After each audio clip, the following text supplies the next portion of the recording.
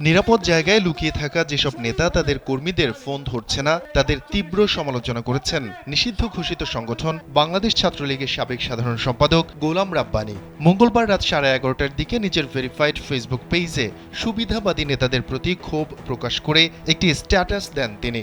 ওই স্ট্যাটাসে সাবেক ছাত্রলীগ নেতা গোলাম রাব্বানী লিখেন, কর্মীর বিপদে একান্ত প্রয়োজনে যে নেতা নিরাপদে থেকেও খোঁজ খবর নিচ্ছেন না, ফোন ধরছেন না, সামর্থ্য থাকার পরেও সহায়তা করছেন না, সে কখনো নেতা নন, কেবল চেয়ারধারী বা পদধারী ছিলেন। পোস্টে দলীয় কর্মীদের উদ্দেশ্যে তিনি আরও লিখেন, পদ ও চেয়ার সর্বস্ব তথাকথিত সুবিধাবাদী নেতাকে মন থেকে ডিলিট করুন। জীবনকে উপভোগ করার সব আয়োজন নিয়ে একটি নিশ্চিন্ত কমিউনিটি লিভিং নিশ্চিত করছে রূপায়ণ সিটি উত্তরা। এই কঠিন সময় সাধ্যমতো পাশে থাকা আন্তরিক নেতৃত্বকে অন্তরে ধারণ করুন।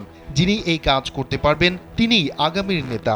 এর আগেও গেল 11 নভেম্বর আওয়ামী লীগের তীব্র সমালোচনা করে ফেসবুকে স্ট্যাটাস দিয়েছিলেন নিষিদ্ধ সংগঠন ছাত্রলীগের সাবেক এই সাধারণ সম্পাদক, যেখানে আওয়ামী লীগকে একটা সময় মন থেকে ভালোবেসে সমর্থন করা মানুষও সংক্রমণ শঙ্কায় কাছে ঘেঁষতে খানিক নিরুৎসাহিত ও দ্বিধান্বিত বলে মন্তব্য করেন গোলাম রাব্বানী।